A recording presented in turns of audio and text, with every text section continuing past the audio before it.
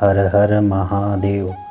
आइए माता पार्वती और शिव जी महाराज की कथा सुनते हैं। प्राचीन समय की बात है, हिमालय की गोद में बसे एक छोटे से गांव में एक निर्धन किसान रहता था। उसका नाम देवदास था। वह बेहद मेहनती और ईमानदार था, लेकिन उसका भाग्य कभी उसका साथ नहीं देता। देवदास की फसलें सूख जाती, उसका परिवार भूखा रहता और उसकी सारी कोशिश व्यर्थ हो जाती। एक दिन देवदास ने निराश होकर अपनी पत्नी से कहा, मैंने अपनी पूरी मेहनत लगा दी, फिर भी भगवान मेरी नहीं सुनते। आखिर मेरे जीवन का उद्देश्य क्या है? उसकी पत्नी ने उसे धैर्य बंधाते हुए कहा, हे स्वामी, भगवान शिव दयालु हैं।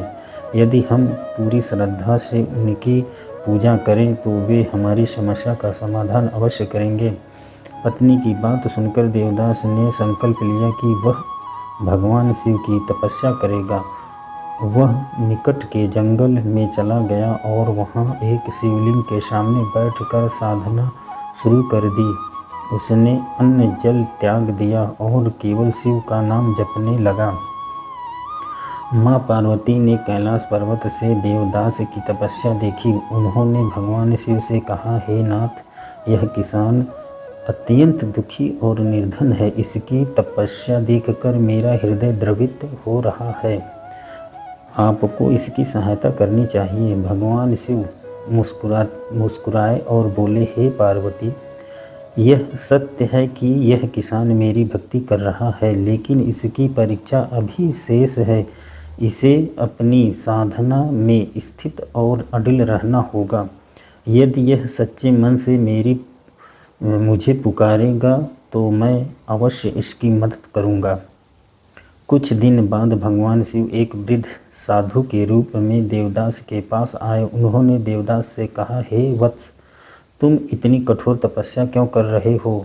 देवदास ने उत्तर दिया, हे साधु महाराज, मैं भगवान शिव को प्रसन्न करना चाहता हूँ।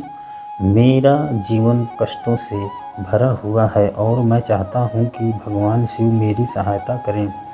साधु ने कहा, वत्स, भगवान तब ही कृपा करते हैं जब तपस्वी अपने कर्तव्यों का पालन करते हुए भक्ति करे।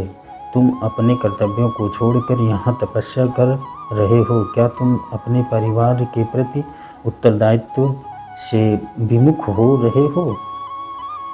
यह सुनकर देवदास को गहरी चोट लगी। उसने सोचा, साधु महाराज सत्य कह रहे हैं, मुझे अपने परिवार की भी चिंता करनी चाहिए। उसने तुरंत घर लौटने का निश्चय किया। भगवान शिव की परीक्षा। जब देवदास अपने खेतों में लौटा काम करने लगा तो उसकी मेहनत रंग लाने लगी, फसलें लहलहाने लगी और उसका जीवन धीरे धीरे संवरने लगा। लेकिन वह अपने मन में यह विचार रखता था कि यह सब भगवान शिव की कृपा से ही हो रहा है। एक दिन देवदास के खेत में एक तपस्वी व्यक्ति आया।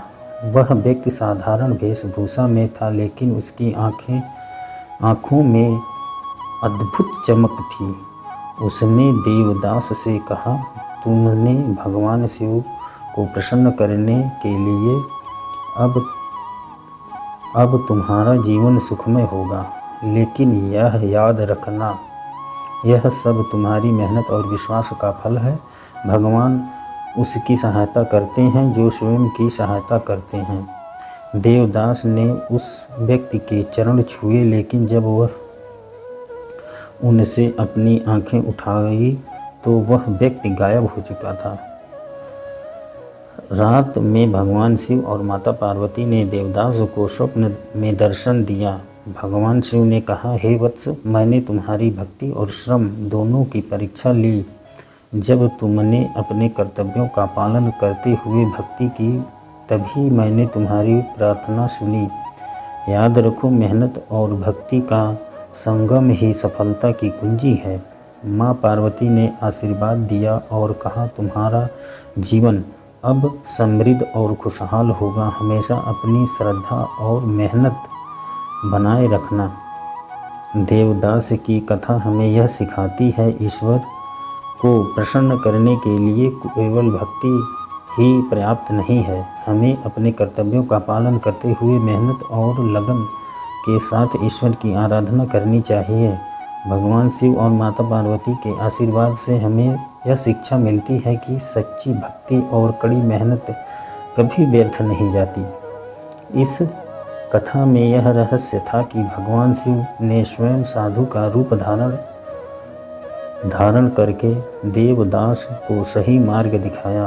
उनका यह रूप हमें यह समझने में मदद करता है कि ईश्वर हर रूप में हमारी परीक्षा लेते हैं, लेकिन उनके आशीर्वाद का पात्र वही बनता है जो अपने कार्यों और कर्तव्यों में अडिग रहता है।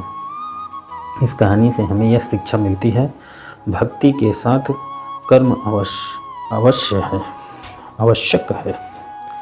ईश्वर अपने भक्तों की परीक्षा लेते हैं। सच्ची भक्ति और मेहनत से जीवन की हर समस्या का समाधान मिलता है। हर हर महादेव।